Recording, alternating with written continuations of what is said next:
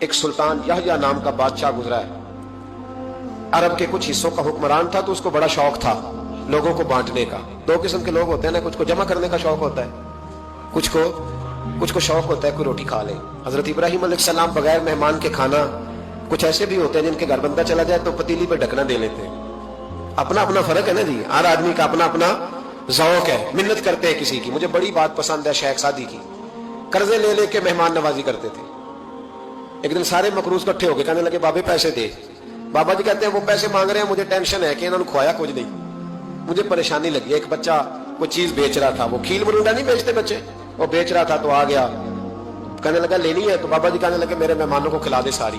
بچہ بھی راضی ہو گیا کہ سارا اکٹھا ہی گاہک مل گیا ہے, تو سارا جب کھلا دیا کہنے لگا پیسے.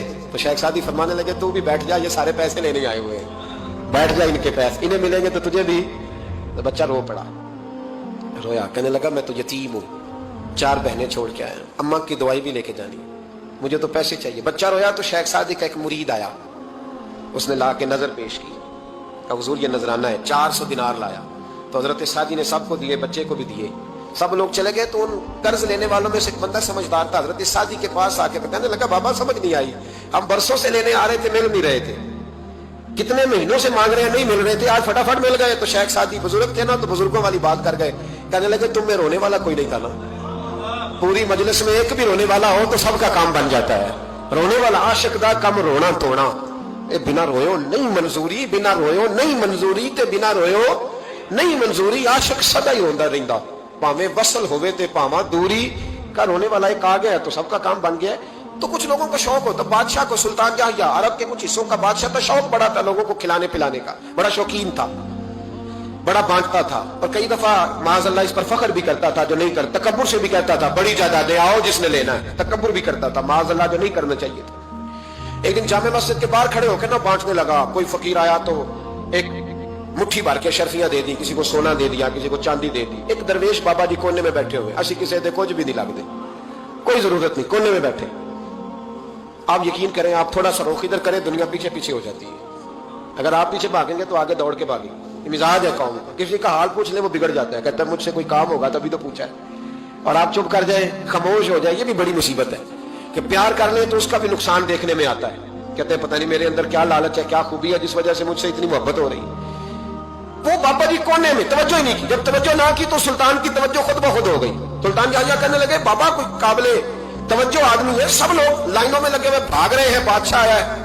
یہاں تو شادی پہ کھانا کھل جائے تو بڑے بڑے امیروں کا پتہ چل جاتا ہے کہ بننے کیا لگا ہے. کہتے پتہ نہیں دوبارہ چھوٹے گوشت کی ٹرے آئے گی کہ نہیں آئے گی, اور اتنا سارا رکھ لیتے ہیں کہ علمان والحفیظ. بڑے بڑے امیروں کے پول کھل جاتے ہیں, پتہ چلتا ہے کتنے تگڑے امیر ہیں. تو جب اس نے کہا شرفیاں, سونے, ہیرے, جواہرات, تو جو نہیں تھے فقیر وہ بھی لائنوں میں لگ گئے. لیکن وہ فقیر پھٹے پرانے کپڑے, سانو تخت ہزارے دی لوڑ کیے, نالے کی لگے شہر بمول دے نال, اسی اپنی بال کے سیکنے, سانو کی لگے کسی اور دے نال.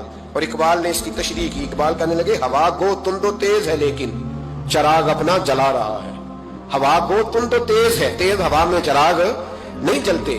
ہوا گو تند و تیز ہے لیکن چراغ اپنا جلا رہا ہے. وہ مرد درویش حق نے جس کو عطا کیے ہیں انداز خوش روانہ, فرماتے ہیں جسے اللہ نے بے نیازی دے دی, لالچ سے دور کر لیا, وہ کسی کی پرواہ, وہ اپنا چراغ جلاتا ہے. اپنی مٹی پہ چلنے کا سلیقہ سیکھو, سنگ مرمر پہ چلو گے تو پھسل جاؤ گے. وہ بابا بیٹھا ہے تو بادشاہ کہنے لگا اسے بھی بلاؤ. بابے کو بلایا, کہنے لگا تجھے کچھ نہیں چاہیے. بابا کہنے لگا چاہیے تو بڑا کچھ, پر تجھ سے نہیں چاہیے. کہا کس سے چاہیے؟ فرمایا اس سے چاہیے جو دے کے حساب نہیں پوچھتا, بغیر حساب دیتا ہے, اس سے چاہیے. کہنے لگا نہیں, دروازہ کھلا, تو بھی لے لے. بابا کہنے لگا میں لے تو لوں پر تو دے کچھ نہیں نہ سکتا. بادشاہ کو غصہ آیا, اکڑ تھی, تکبر تھا. کہنے لگا تو کیوں نہیں میں دے سکتا, تو سوال کر. تو بابے نے ساتھ والے فقیر سے لکڑی کا کالا پیالہ پکڑا, ہوتے نا فقیروں کے پاس مانگ, لکڑی کا کالا پیالہ, تو کہا لو دے دو کچھ. اس نے فوری طور پر سونے کی اشرفیاں مٹھی بھری اور لکڑی کے پیالے میں ڈالی. اب جب پیالے میں ڈالی تو کڑ کڑ کی آواز تو آئی, پر پتہ نہیں وہ کدھر گئی ساری اشرفیاں. دوسری مٹھی ڈالی تو پھر کڑ کڑ کی آواز آئی, پر اشرفیاں کدھر گئی کوئی پتہ نہیں چلا. تیسری, چوتھی, پانچویں, بابے کا پیالہ خالی کا خالی. 2 دفعہ بھی, 4 دفعہ بھی. یہ بادشاہ لوگ ضدی ہوتے ہیں, مانتے نہیں جلدی. جو انہیں کسی نے بتا دیا ہوتا ہے نا سارا کچھ تم ہی ہو, اڑ جاتے ہیں. ہاں, جو جس منصب پہ بھی بادشاہ ہوتا ہے اڑ جاتا ہے. اس نے کہا میں بھی ضدی ہوں, پیالہ بھر کے چھوڑنا ہے. एक बोरी मंगा ली, दूसरी मंगा ली, तीसरी मंगा ली। बाबा खुश है, मुतमईन है, चलो डालो, तुमने कहा था मिलेंगी। अब वो मुट्ठी डालता, कभी अशरफियां, कभी हीरे, कभी चांदी, पर पता नहीं किधर जाती। बिल आकर आहिस्ता आहिस्ता बैक होने लग गया। वजीर कहने लगा बादशाह पीछे से बोरियां खत्म हो गई हैं, अब नहीं मंगाने लगेंगी, पीछे कोई चीज भी नहीं, खत्म हो गया सारा कुछ। इंसान किसी को क्या दे सकता है?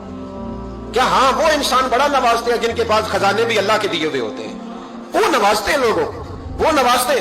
कहा तू क्या दे सकता है? बादशाह जब तंग आ गया ना बादशाह, तो घोड़े से नीचे उतर आया और बाबे के पैरों में बैठ के कहने लगा बाबा ये प्याला है किस बला का नाम?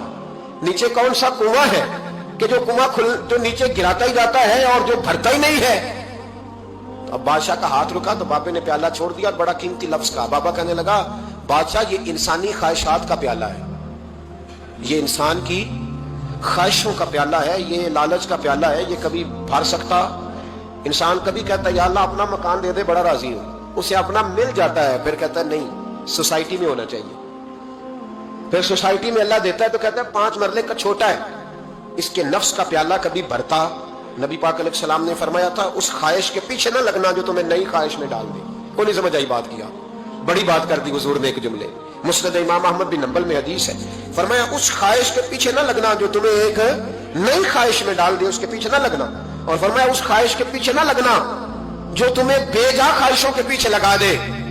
लोगों के लल्ले तलल्ले, परेशानियां, आजमाइशें, लालच, हवस, वो परेशानी वो इतनी ओढ़ ली है लोगों ने कि दिलों से तकवा, रूहानियत, इबादत, दर्द, ज़ौक, शौक खत्म हो गया। दुनिया ही दुनिया बची है, दौलत ही दौलत बची है, बाकी हर चीज को